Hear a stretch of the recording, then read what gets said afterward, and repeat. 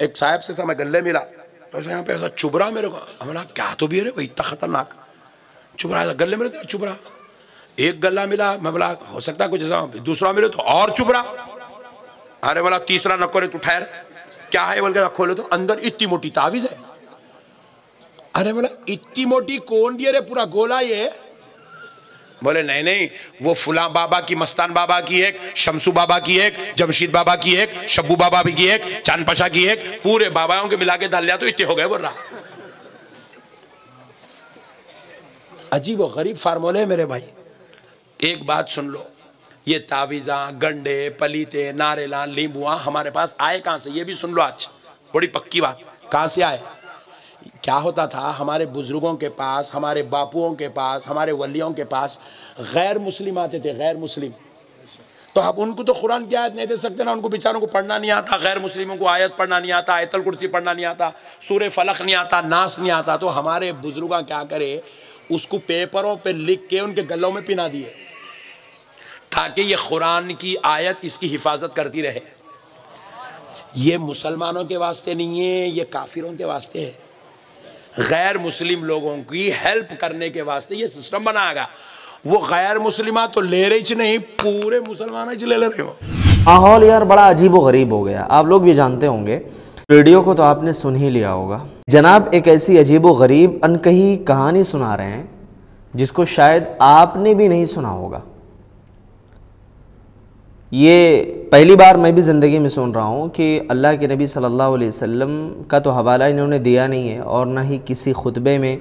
افسوس کی بات ہے کہ یہ کسی مسئلے میں نبی صلی اللہ علیہ وسلم کی حدیثوں کا شاید حوالہ دیتے ہوں. لیکن یہاں کہہ رہے ہیں کہ بزرگان دین اور اولیاء کرام جو تھے وہ ان تعویذوں کو انہوں نے بنایا ہے کس کے لیے. غیر مسلموں کے لیے. وجہ کیا بیان فرمائی. وجہ یہ بیان کیا کہ چونکہ وہ ان کو سورہ ناس نہیں آتا سورہ فلق نہیں آتا دیگر قرآن کی صورتیں نہیں آتیں لہٰذا اسی لیے ان کو ضرورت تھی اور بنا کر کے تعویذ ان کو دے دیا. لیکن افسوس کی بات یہ ہے کہ مسلمانوں نے اسے اپنا لیا یعنی مسلمانوں نے اپنا لیا اور مسلمان پہننے لگ گئے. میں کہتا ہوں میرے بھائی کہ اگر یہی سوچ کر کے مسلمان چھوڑ دے تعویذ اور گنڈے اور دھاگے لٹکانا تبھی بھی تو وہ شرک سے بچ جائے گا نا. شرک سے بچنا ہی ہے بھائی. اگر یہ سوچ کر نہیں چھوڑ رہے ہو کہ اللہ کے رسول صلی اللہ علیہ وسلم نے اس کو شرک بتایا ہے اللہ کے نبی صلی اللہ علیہ وسلم نے اس کو حرام قرار دیا ہے. آج کل ہمارے ہاں ماحول یار بڑا عجیب و غریب ہو گیا. آپ لوگ بھی جانتے ہوں گے بچہ پیدا ہوتا ہے ابھی 10 دن کا 7 دن کا بچہ ہوتا ہے بچی ہوتی ہے نا اس کے کمر پہ دھاگے باندھ دیے جاتے ہیں اس کی پیشانی پہ جو ہے ٹیکا لگا دیا جاتا ہے. اسی طریقے سے بچہ اگر خوبصورت ہے تو اس کو نظر نہ لگے پتہ نہیں کیا کیا چیزیں جو ہے اس کے ساتھ خرافات کی جاتی ہیں اور یہ تصور کیا جاتا ہے. یہ صرف دیکھیے غیر مسلموں کے ساتھ یہ معاملہ نہیں ہے یہ مسلمانوں کے ہاں چل رہا ہے. اچھے خاصے مسلمان بیچارے جو اپنے آپ کو مسلمان کہتے ہیں مسلمان ہونے کا دم بھرتے ہیں ان کے یہاں یہ کہانیاں چل رہی ہیں. ہم تو تقریر کرتے کرتے تھک گئے بھائی. بیان دیتے دیتے تھک گئے. پتہ نہیں کیا بات ہے لوگوں کو باتیں ہماری بہت بری لگتی ہیں. ابھی کل میں نے ایک بات اعلیٰ حضرت کے تعلق سے کہ ایک صاحب نے فتویٰ لا کر کے پیش کیا ہے کہ اعلیٰ حضرت جو ہے قوالی کو گانے بجانے کو جائز قرار دے رہے ہیں.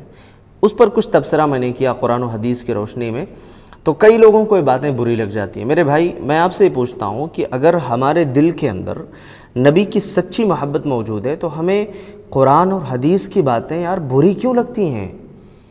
کیوں بری لگتی ہیں. ہمیں اگر ہمارے نبی صلی اللہ علیہ وسلم کے خلاف اگر ہم کوئی چیز کریں تو ہمیں یہ برا نہیں لگتا. فلاں امام فلاں پیر فلاں بزرگ کے خلاف اگر کوئی بول دے تو وہ چیز ہمیں بری لگ جاتی ہے. کہاں چلا گیا یار ہمارا ایمان. کہاں ہم سوئے ہوئے ہیں اور کس خواب خرگوش میں پڑے ہوئے ہیں. جذبات ہی کب تک رہیں گے ہم اور آپ. تو میں یہ کہہ رہا تھا میرے دوستو کہ دیکھیے آج کل جو حال ہے نا مسلمانوں کا بہت ہی برا ہے. تعویذ اور گنڈوں کے تعلق سے میں آپ کو سمجھانا چاہتا ہوں. یہ باتیں میں چاہ رہا ہوں کہ کچھ دلائل کی روشنی میں آپ کے سامنے رکھوں. تو چلیے موبائل کی اسکرین پر میں آپ کو لے کر کے چلتا ہوں اور کچھ حدیثیں میں آپ کو دکھانا چاہتا ہوں کہ اللہ کے نبی صلی اللہ علیہ وسلم نے کس طریقے سے کتنی سختی کے ساتھ منع فرمایا ہے. چلیے پہلے میں ایک ایپ آپ کو بتا دوں.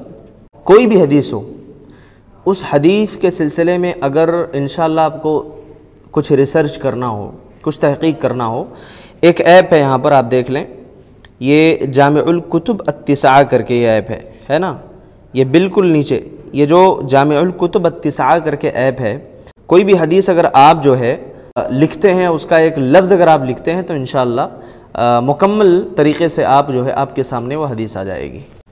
تو چلیے میں آپ کو لے کر کے چلتا ہوں، جو ہے نا من علق تمیمۃ فقد اشرک، چلے جائیں آپ یہاں پر دیکھیے الموضوع کر کے ہے، یہاں آپ سرچ کر سکتے ہیں، آپ چاہیں تو حدیث کا کچھ ایک لفظ لکھ کر کے بھی سرچ کر سکتے ہیں۔ تو چلیے ہمیں چونکہ حدیث لکھ کر کے سرچ کرنا ہے تو ہم نے لکھ لیا۔ مسند احمد کی 2 حدیثیں ہمارے سامنے ہیں، اللہ کے نبی صلی اللہ علیہ وسلم کی حدیث ہے اور صفحہ نمبر کے ساتھ یہاں پر آپ کو مل جائے گا، صفحہ نمبر، جلد نمبر اور راوی حدیث کون ہے، ساری چیزیں آپ کے سامنے آ جائیں گی۔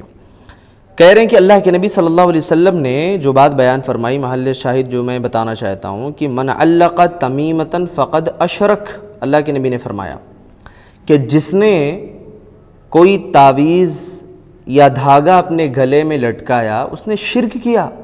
آپ تحقیق کرو، قرآن و حدیث کے اوراق پلٹ کر کے دیکھو اللہ کے نبی نے کیا کیا باتیں بتائی ہیں، آپ جا کر کے دیکھیے۔